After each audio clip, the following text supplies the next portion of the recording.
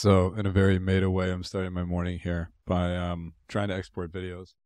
I finally got one to be able to export, but then I'm missing a couple of days, which is quite bothersome for me. Sort of breaks right from the beginning what I was hoping to do.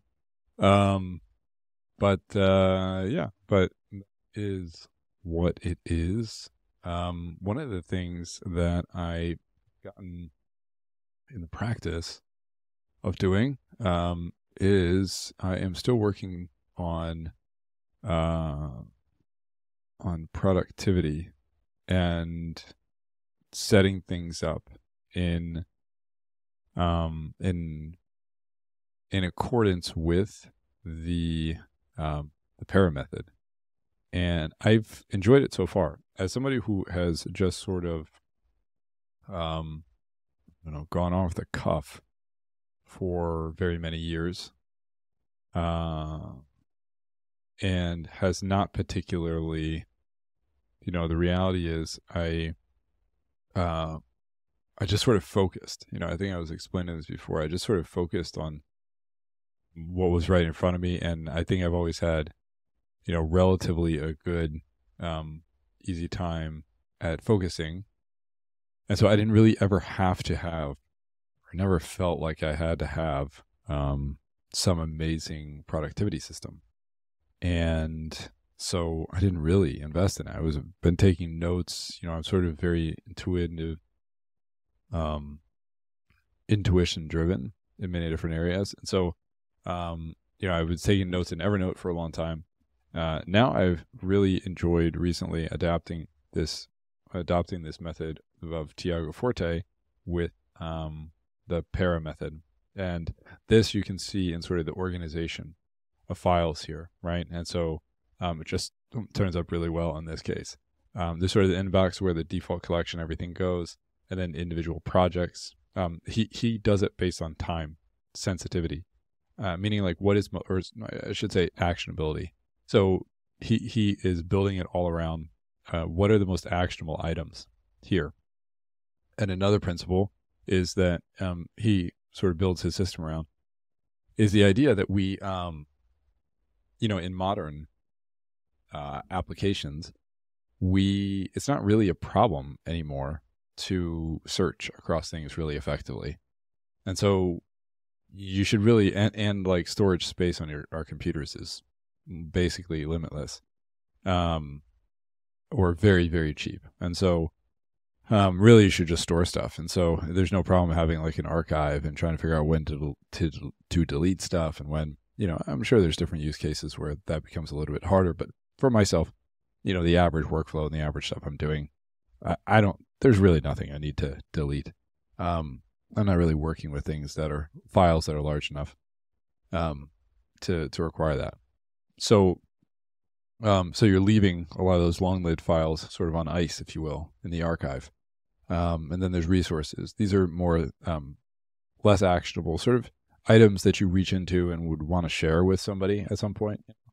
And then areas, these are sort of like ongoing responsibilities, not necessarily directly actionable projects that you're working on right now, but outcomes, objectives that you're working towards, and standards over time that you are looking to maintain, and then individual projects of what you're working on right now. So, this is probably really what I should do here. I already know where this is. He sort of breaks it down into, a number of different steps. I'm still working on, becoming proficient in the different steps. But, essentially right now, what am I doing? I'm just,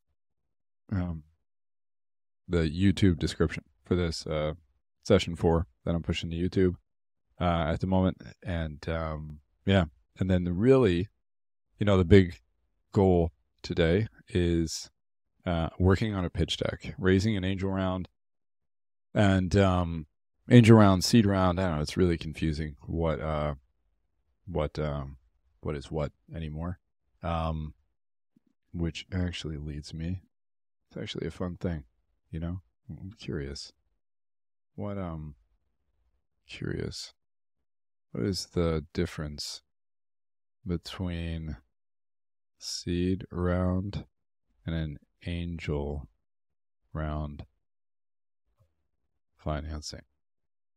The seed round priced, whereas an angel round tends to be unpriced / we're using safe.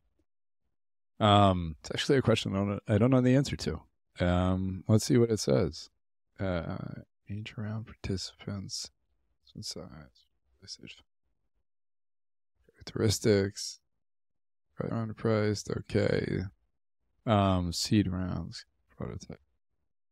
Oh, interesting. So, according to ChatGPT, the data set available in the LLM here would indicate that stereotypically seed rounds are larger than angel rounds, but still smaller than Series A funding. That's interesting.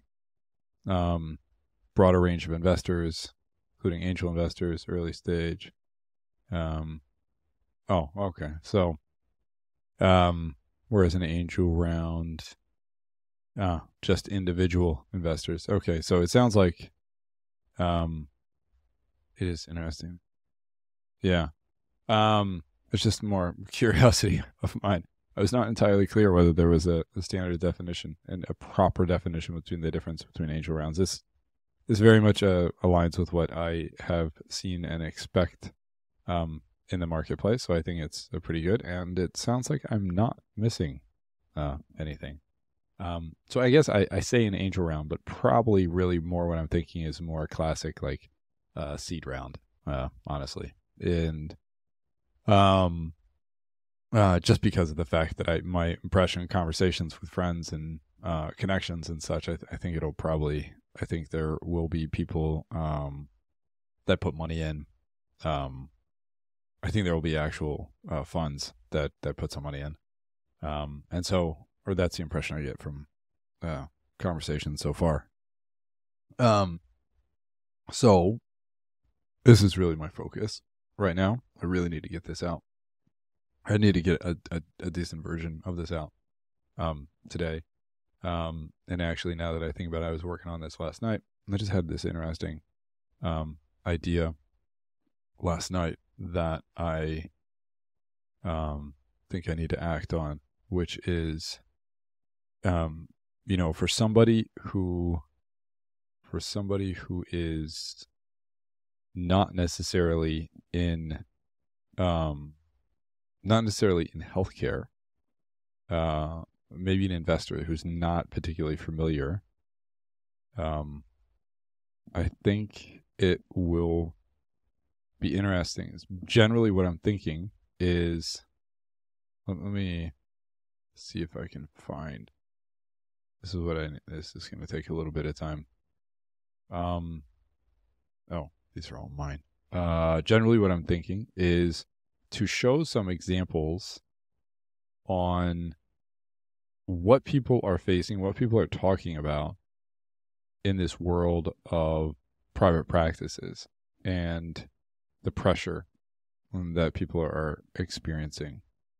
Because I think it would be very interesting to grab little snapshots of this and grab little snapshots from in here in my feed.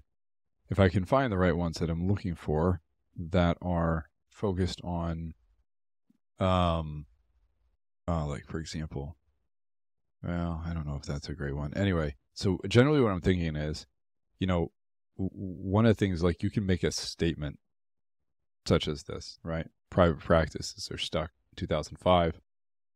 Really know whether that's the best. I think there's something really, one of the things that I'm trying to say here is that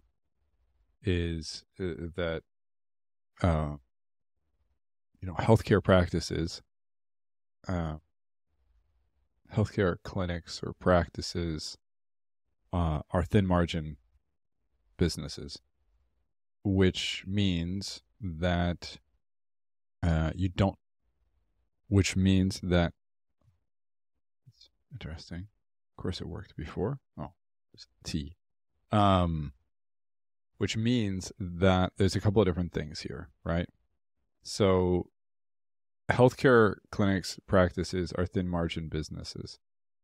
It means that there's not a lot of room for marketing. And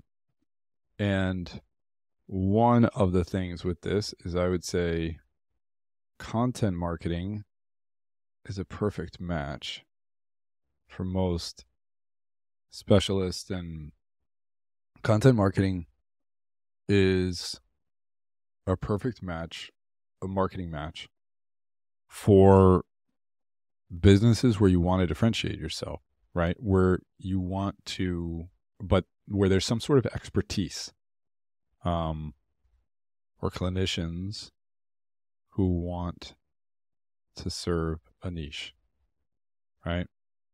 And, you only have to go like, the classic model here, right, is Gary Vaynerchuk's content model, right, which he tries to give away for free to everyone. I don't know where his slideshow here, right? So he gives this away for free. He's constantly talking about this. Now, what I think is very interesting, I want to say it's 26 people. So how many people is, well, yeah, I might need access to. Let's see. How many people are on Gary Vaynerchuk's personal content team? So as distinguished from his agency, and I want to say he gave a talk about this. This is going to be a little scary. About to pull up my YouTube history, and I'm not quite sure what's here. The random clips I've wasted my time with. I get sucked into these things of like movie. I don't really watch movies. I don't have the time for watching movies. No, shucks, that's not what I want. I wanted my history. I don't really have time for watching movies, so I find myself I will watch these summaries of movies. And interesting. Is this a wrong account or something? I'm not sure. Okay, so I don't know precisely what it is. Maybe it was this one. Maybe it was something else. It was one that he produced relatively recently, and it was relatively so they did find it. Interesting. Quick search, personal contact. Okay, with Bing, they did find this. So this aligns with generally what I heard. I heard him say on his thing the other day, 29 people, right? And so consists of over 30 people. This is for his personal brand. And so Gary has this content model that I think is a great model. And he is pushing constantly people to always be sharing huge amounts of content, right? Just constantly sharing content. Let's see if to break this down. Yeah, you generate sort of evergreen content, you create clips of it, you test that clips across social media, and then he has this particular method that he does. A lot of it is really built on this idea of pillar content that you're breaking out of micro content and then articles, and then you drive that off of community insight. There's like a loop here that he's setting up.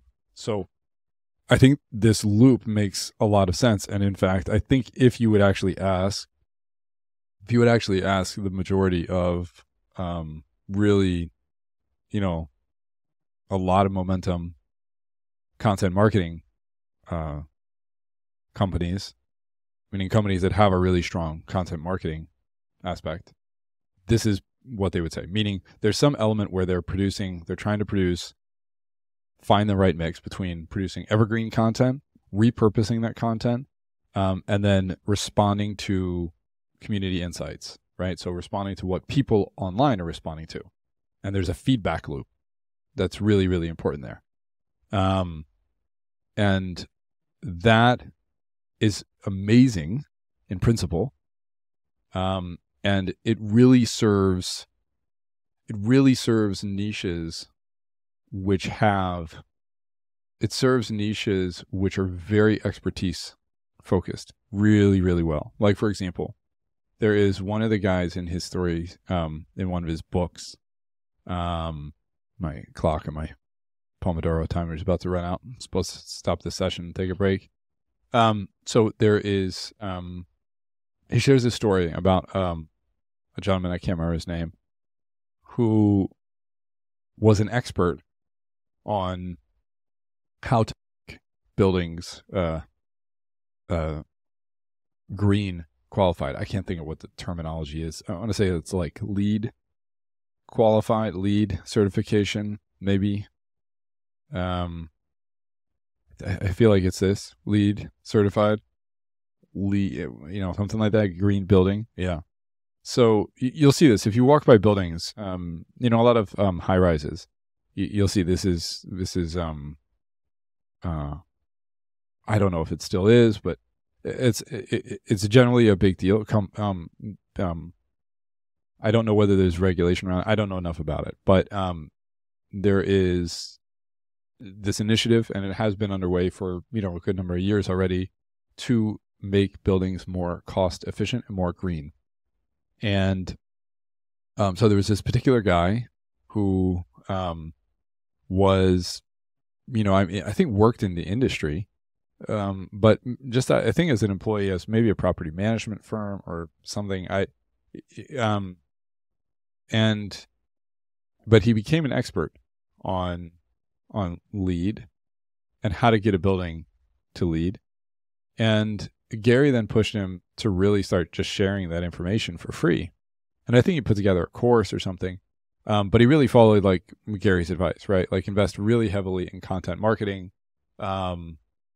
Classic area where you're dealing with some level of expertise. A lot of people are searching for that expertise, searching for greater amounts of clarity in that, a better understanding. And a lot of times what you find as you start digging into the information and you become the subject matter expert on this thing, that people just actually reach out to you and they're just like, hey, can you just handle this for me? Because it's like, it's very clear to me that, that you know it so much better than I do. And the amount of time it's going to take me to learn all this stuff is a major investment. And like, I don't have that time, but I want to get to this goal. Can you just do it? Classic sort of consultant role, right? For many of us, the reality is that is what many people in healthcare function as, right? We don't really need, there's different situations. For the most part, the vast majority of people, even people in complex health needs or chronic care needs, and that are, have a very close relationship with their clinicians. The reality is we go to them as sort of consultants, right? They're a mix between like consultants and practitioners in this particular area. But the reality is like a lot of what they're doing is they're enabling us to continue on our stream of life.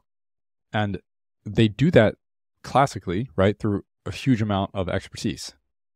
And that is accrued through years of training, education, on-the-job training, and experience. And this is true across all areas of healthcare, particularly true nowadays in areas of chronic care or areas mental health, where there are, the quickly growing part of mental health is this part of people that have less acute mental health needs, but they still have needs. Like they're still facing anxiety, depression. They're still facing debilitating circumstances that have a really negative impact on their lives. But it's not this sort of thing. Like they're going to get totally triaged out in a healthcare system. And because the healthcare system needs to focus on the most acute patients. So we're now in this situation where we're in this interesting situation where here you've got healthcare clinics, practices, just thin margin businesses. And you combine that with, the telehealth, the beginning of telehealth, especially mental health. Like telehealth is a big deal. The vast majority of people that I speak with are doing it through telehealth, meaning remotely, right? They're not doing it in person anymore. So you have this telehealth era, let's call it, right? Better way to phrase this, where patients now have more people to choose from, right? Yeah, I'm going to go back and probably change this, but that's the general idea, right? It's like we've got two sides to this picture. We've got the side of the healthcare clinic, and then we've got the side of the patient. The healthcare clinic, very thin margin businesses, which fundamentally means that there's just not a lot of room for marketing. And so most of the time, so the practice owner tends to invest large amounts of time or outsources it, right? And so this is what you'll find a lot of times with practice owners is it's a very thin margin business. They have to be very, very conscious of, they're balancing tons of different trade-offs at any given moment. They may be focused on a population that is in one particular area and there's a dominant payer in that area that most people have, but that payer only reimburses it, whatever, $85 an hour, right? And that doesn't leave a lot of room for these clinics. And so, it's really this question of how do you get the largest ROI on your marketing dollars?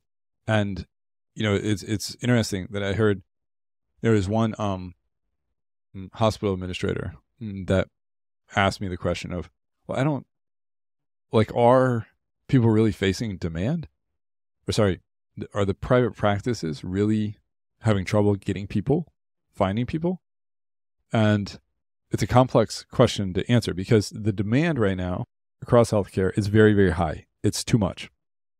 There's too much demand for the number of clinicians that we actually have. The system is not able to support it. Like we are way, way behind. Let me show you. No, not this. Shucks. Where is it? We are way behind.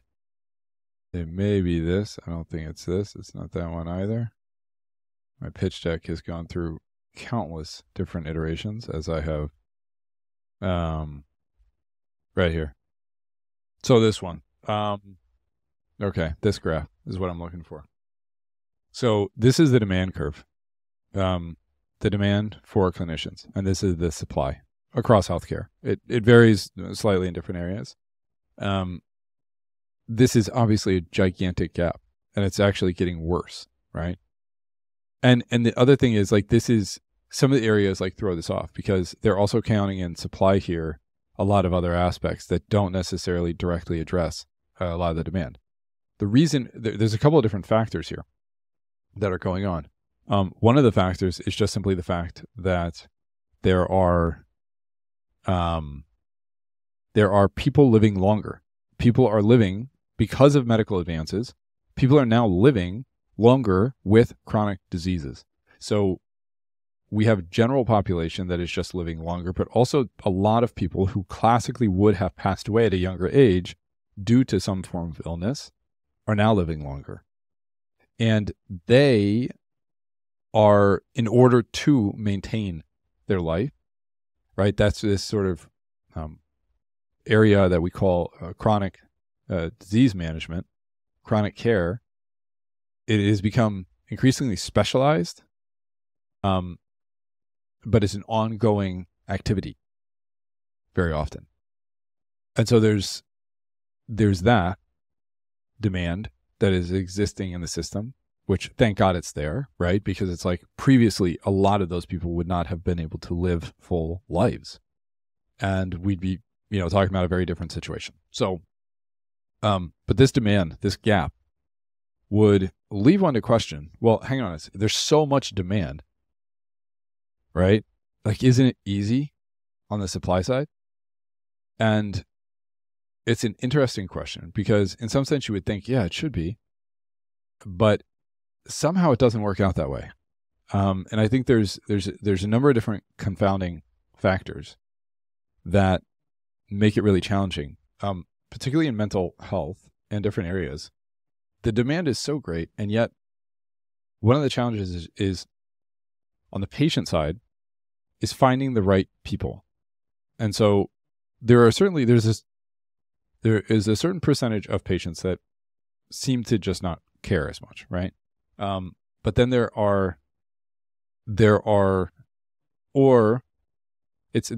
trade-offs that they're making are different.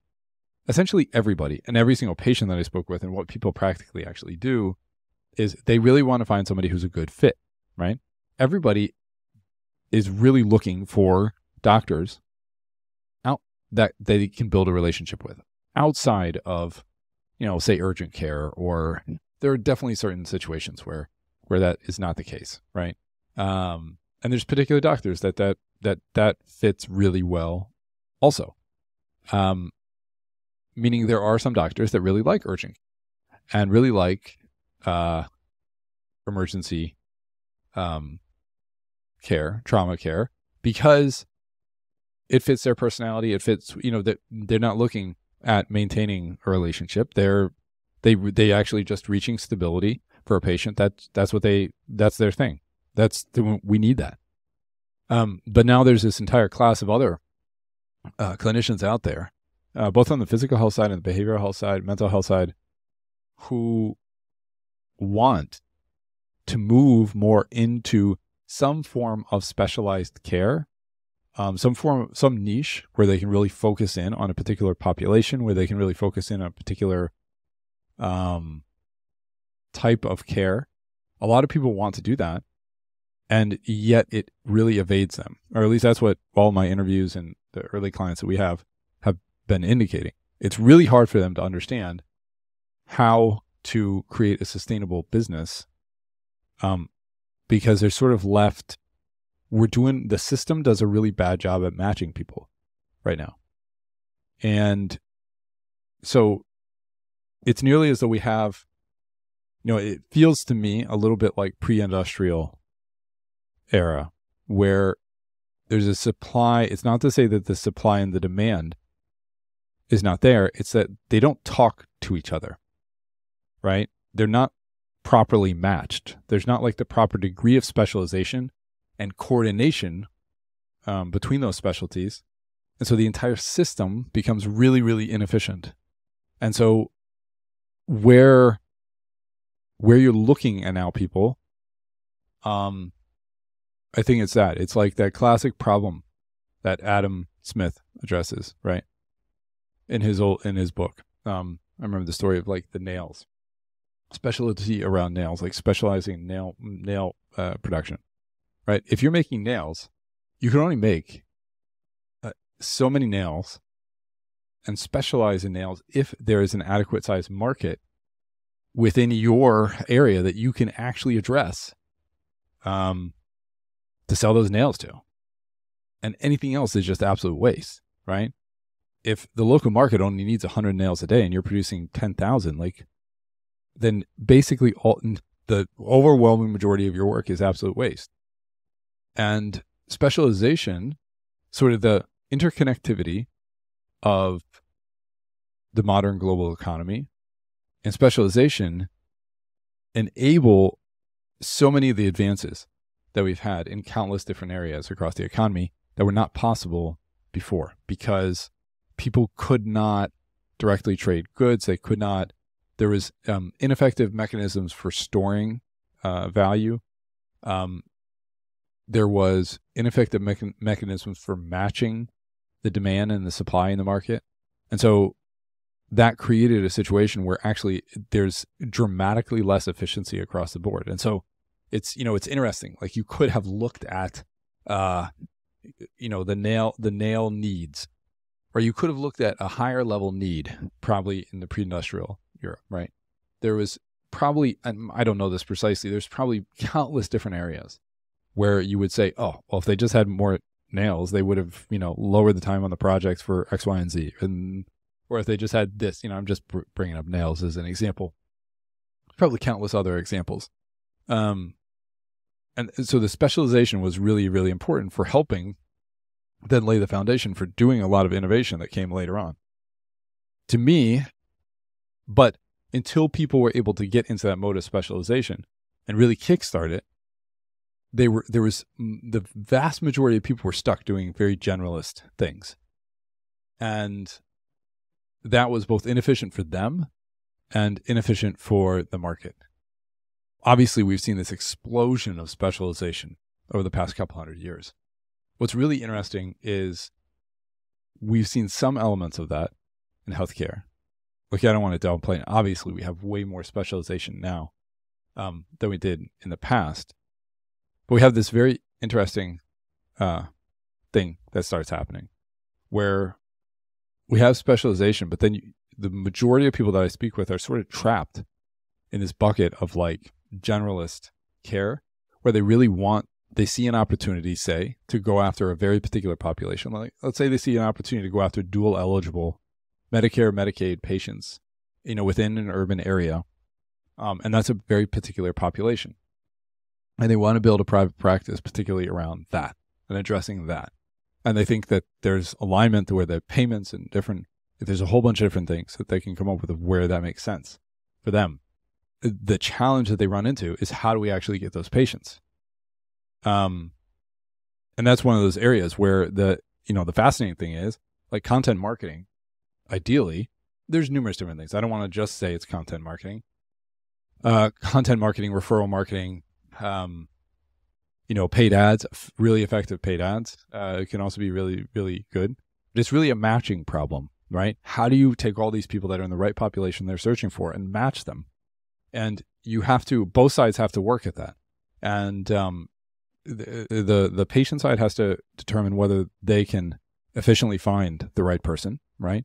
Meaning they only have so much time. They need care, and they've got to be able to do it quickly.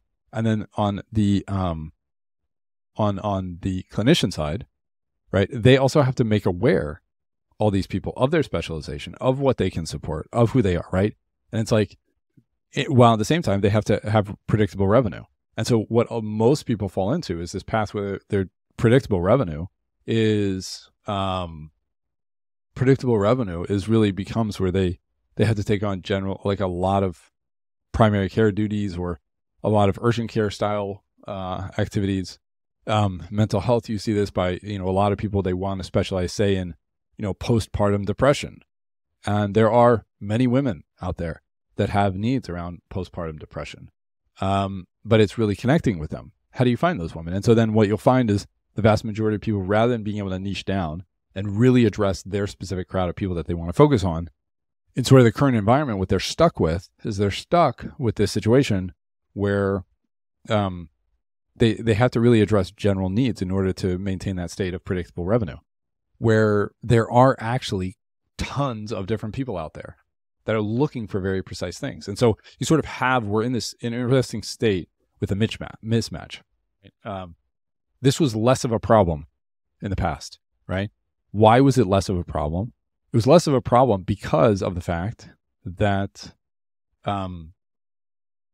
before our era of telehealth, people were really looked in their geographic area. Here I'm thinking particularly for mental health, but it really stretches across the board because there's countless different, chronic disease management, for example. There's a lot of that can happen remotely nowadays. And people were stuck in one particular location. They were stuck searching for people directly in their geographic area. And again, that has pretty significantly changed over the past couple of years.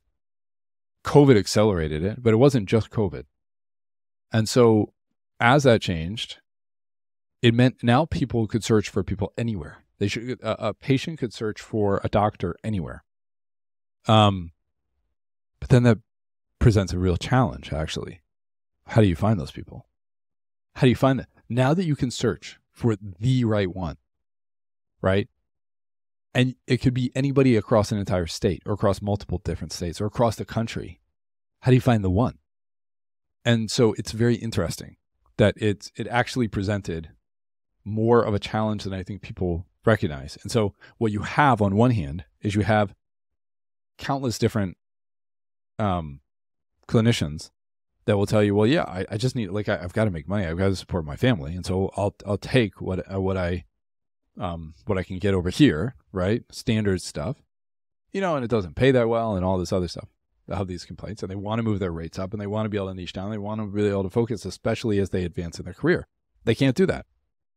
And so they feel really stuck. They get stuck in this area where they're unsure. They've got a lot of business overhead to deal with. Again, thin margin businesses. And it can be real challenging. It's not at all. You don't go into it to become, a billionaire by any stretch of the imagination.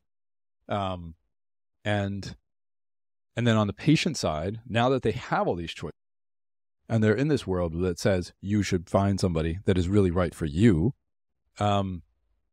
the other side of that coin is, well, how do you find those people?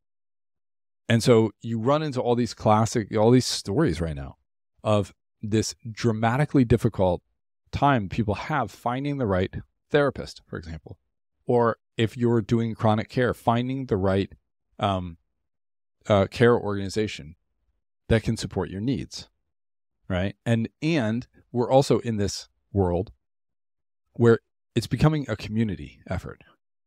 And there's a much larger story here about healthcare and the transition, value-based care and all this, but the reality is it's becoming a community effort. And so you need also a strong network. And that's one of the reasons why there's this certain appeal of hospitals, because they sort of there's a lot of these different things where you're like, oh, okay, well, we're grouping all these people. There's only one, there's a huge problem with that. Doctors hate working for hospitals, or it's trade-offs. I shouldn't say they hate certain aspects of working for hospitals. They like other aspects of working for a hospital. But obviously the burnout rate is pretty indicative. And when you start talking with clinicians, you start realizing that it's just not, it's not healthy right now. We're in a really troublesome spot where we need doctors more and more, and yet they're burning out more and more. That doesn't make any sense. Like it's nearly, it is such a classic example of an inefficient system where there is waste just at every single area. And the core of the problem is like match, right? How do you match the people with a particular set of needs to the people that can help solve those needs? And the picture of that, again, has expanded dramatically over the past couple of years, right? I was involved with building the platform where we were connecting, called Unite Us, where we connecting social care and healthcare. And, I would essentially say that was a perfect example of we're building all this stuff to connect people into social care from healthcare, or to connect people within. We started out really just connecting people within social care organizations. And you realize like that it presented this really interesting challenge, because essentially what it was is social care organizations tend to focus on one thing at a time. I think it's the incentive structure is slightly different than, say, fee for service. Healthcare organizations, they tend to focus on one thing at a time.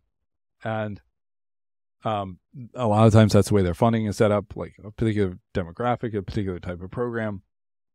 But a lot of times the people that came in to, say, a food bank also have employment needs, and maybe also have mental health needs, and maybe also have needs of coordinating with the justice system.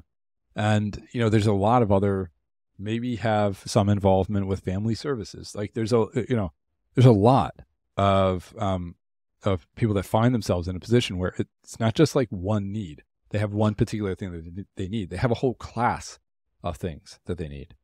And what we did is essentially we networked together a very fragmented space of social care, and so that people could get connected to all the organizations that address their holistic needs rather than just their one particular need, right? And so that's really where I see the world going. Like, we've sort of branched out into this very interesting place, but it's putting a lot of strain on organizations, putting a lot of strain on patients.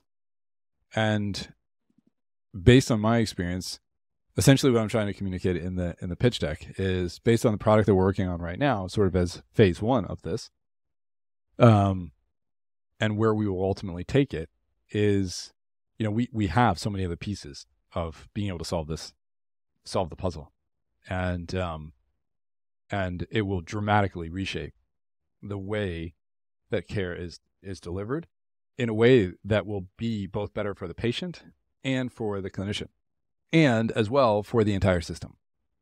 If you want to say, I would nearly say it's like networked healthcare, right? Like the end vision is sort of like a network system of healthcare that it needs to be, that holistic health for people needs to be a full community effort. And that means everything needs to be linked together, needs to be communicating with each other. And there's a lot of challenges there that will come up along the way of how to manage privacy and all this. There's a lot of other things. But the reality is all of those things are already happening inside of hospitals. And they're doing it already in a really heavy-handed and poor way. But there's a lot of clear guidelines on how to do that. It's not really that difficult. It's a known thing, right? Here, all that we're talking about is really, I think the future is not too dissimilar. It's like Airbnb, right? It's hard to define precisely what, it's like a combination of numerous different things that I think are needed here. Airbnb, in the sense that it's disintegrating this idea that a hotel, right, is only in a large building with 100 other rooms. I would say in healthcare, we're saying a very similar thing, that healthcare needs to extend outside the four walls of the clinic, that healthcare needs to become a networked activity that stretches across an entire community, entire country, entire world. And the place that it really starts, though, is starting to build that network and helping people where they need help right now. Because in a networked world, really what you want is these highly autonomous nodes that each have their own specialty. Because then a network becomes really, really valuable. Let me give you a classic example of how this works, right? Look at social media. Social media works. You need to niche down. If you're just giving generalist messages, it's really hard for people to know, what are you focused on? Do I spend my time reading what you're putting down because I don't know whether it addresses me? If you're just talking about large-scale, general problems, it's like, listen, I don't know. We have news for that. We have general channels for that. Like, there's a lot of established channels already for that. X, former Twitter, I think is a classic example of this. Network together people so that they could share all the events going on in real time around the world. Everybody now knows it is far better to look at X and you could get far better real-time updates on X than you were anywhere else. And so it's disintegrated this idea of classic journalism.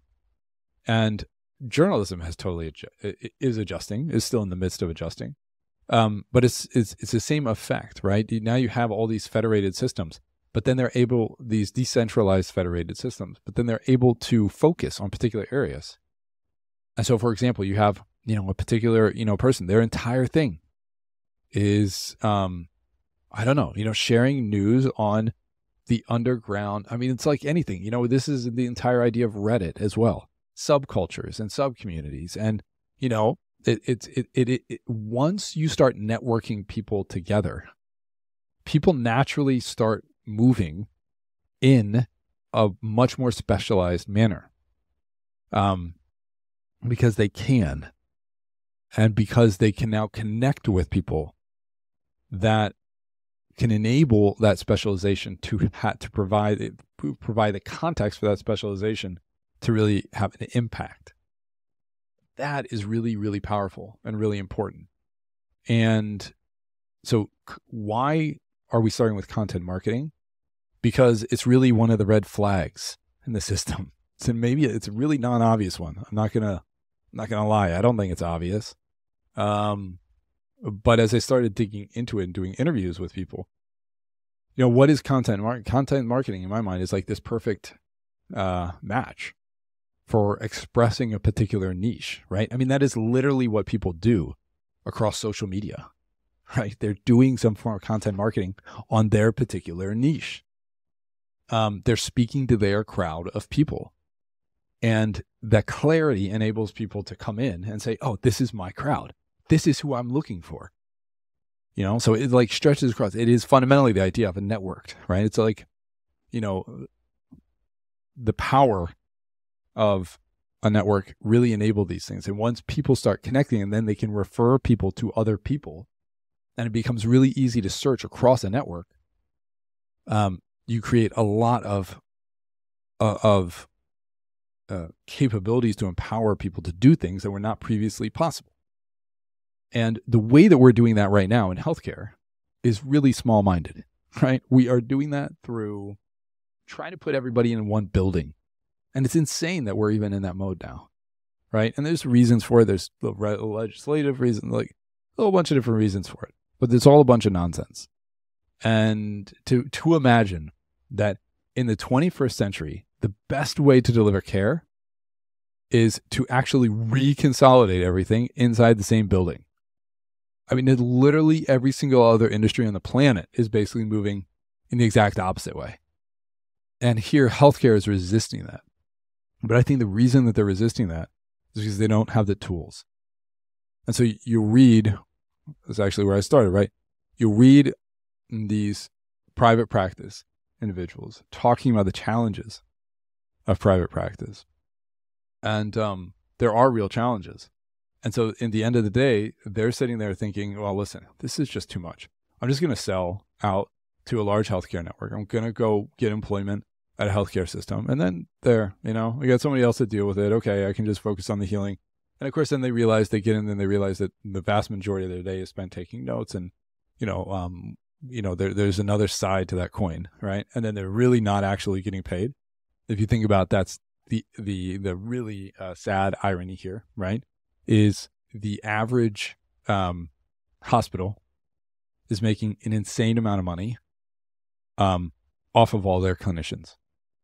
The hospital system is making that money, not the clinician, right? It's like a very perverse set of power structures that exist. And the way to start redistributing that is to start enabling people to express what their specialty is, what their niche is. Start putting that using the networks, piggyback off the networks that already exist, social networks, right? Start piggybacking off of those, but then move to building a network ourselves to enable people to a better share create a networked healthcare system, network health system, right?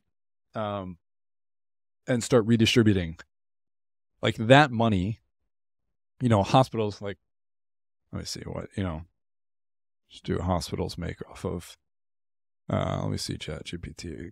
This is where I really like ChatGPT. So let's see how much revenue, we'll do a search here, how much revenue hospitals make of various specialties. I don't think that was a really good question. Because really what I want to say is how much, let's see what it says, challenge. Okay, I'll have to find the details here. So, hospital revenue per specialty compared to physician or clinician salary. So this is one classic thing. I have to find evidence or where exactly. Eric Bricker has shown this. Eric Bricker is a fabulous healthcare source of information. And So Eric does an amazing, amazing job breaking down healthcare finance. Like really does a great job with it. And one of the things that he will spend a lot of time talking about is, and I'm sure it's in here somewhere, I'd have to find it, is he will spend time talking about how much a hospital makes, how much a hospital makes as compared to the salaries that they're actually paying the doctors. And it's really astounding sometimes, right? Hospitals are making, a couple $1 million of revenue for a doctor that they are paying. Let's see if ChatGPT came up with anything. Yeah. Oh, there you go. Okay, so this is a good example. Cardiovascular surgery is one of the top revenue generating. $4 million, right? Or $3.7 million in salary hospitals are making, with an average salary of the actual physicians, $425. Right? This is a giant glaring waste in the system, in my mind. Right? I'm sure hospitals are happy about this. But like, what is that physician, that surgeon is creating insane amounts of value and is capturing such a tiny portion of it. And then if you ask that clinician, they will also tell you they're burned out. And they're burned out by the administrative overhead. They're burned out by all this, like 50 different things at the hospital. They don't have a pathway to actually tap into that revenue themselves. Right? And I think that is, this is actually, I think, a really good, let's see what it says. Not detailed source. It says, okay. Another source talking. Can we find something else here that talks specifically about in revenue for health therapists? So I think this number is really indicative, because to me, what this says, I mean, again, if you think about this for a second, right? I'm not trying to say, like, I'm sure there's an argument to be made. The hospital obviously will make an argument, and they will say, well, listen, there's a bunch of other things that we are facilitating for this cardiovascular surgeon, right? It's not to say that they are just taking home all of this money. That's not the case. But see, this is actually the other problem, where you have that they're charging this, but there's so many other inefficiencies in the system that part of actually what they're supporting here in this is they are helping level out other areas that are costly in healthcare. The problem is it masks everything. It creates a really inefficient system. And we all know this. The costs are out of control and all this other stuff. But the irony here is, and this is the thing that I think clinicians should be really frustrated by. Let's see. Okay, so this is not directly saying that. It's just giving us, let's ask a different way. How much, an estimate of how much revenue a hospital makes from the average, let's say, psychologist. So we'll see that. Basically, what I'm trying to get to here is I also want to check and see. I think the numbers are certainly lower. Meaning, I don't think psychologists are making a hospital $3.7 million. Let's see if we can find this elsewhere. Average revenue per psychologist in hospitals. Okay, so this is average salary. Let's see if we can find hospital revenue per specialty per muscular. See if we can find anything here. Bottom 9 generating revenue, psychiatry, non-invasive cardiology. Okay, so there's still some data source behind here that would be interesting to access, and maybe they're not going to give us access to that because Let's look for this original. Number of surveys been referenced. Copy. Okay. So we're not able to get a copy. We're not important enough. Let's see whether, is it generally just the same? So, but as you can see, let's see, this is 2018. Generally what I understand is that it has only gone up in both extremes, right? So let's see what you're talking about. So, I mean, essentially though, I think this is a really good, you're talking about multiples of revenue, right? This is the important thing. Talking about multiples of revenue that a hospital is making over on top of the salary. And so the question is, why are people not able to do this on their own, right? If you, now again, this is salary, so it's not revenue. And I'm not suggesting that there's more complexity to go into here, certainly to dig into in details, but this is very illustrative of one standard, a giant gap, right? When you are making, internal medicine, an internist average salary of 261, maybe there's bonus and different things, right?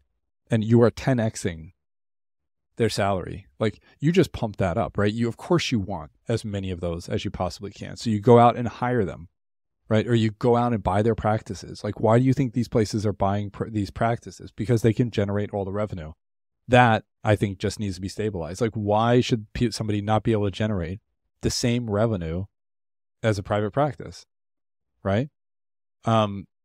There's no inherent reason in this century that we're in, right, that most of this revenue can only be captured by being in the same four walls or under the administrative overhead of this large hospital system. It doesn't make any sense.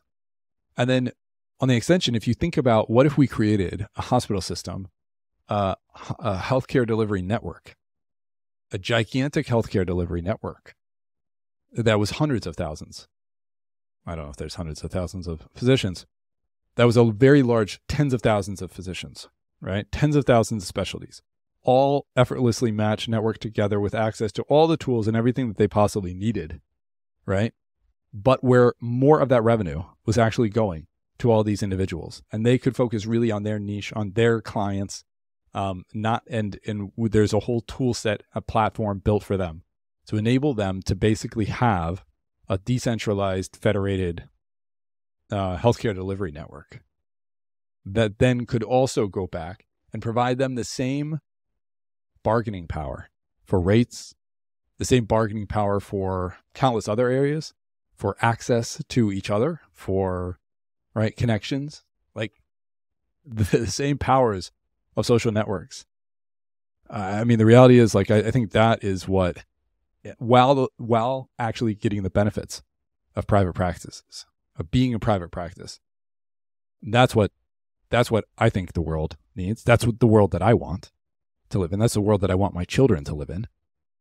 And so that's the world that I'm working towards, right? And I think it starts out right here. It starts out with content marketing. Why? Because that's a current pain point. And content marketing helps people be able to express their particular niche and helps them really start focusing on that mindset. And then we start networking those people together, right? And we already have a lot of experience of networking together, a fragmented system. And so we start networking all those people together. We start using all the modern tools to enable us to do that in a safe, private, secure way, a very efficient way. And I think we'll create a way, way, way better healthcare system than anyone could imagine right now, right? Not saying it's going to be perfect. There'll still be plenty of things to figure out, but it'll be way better.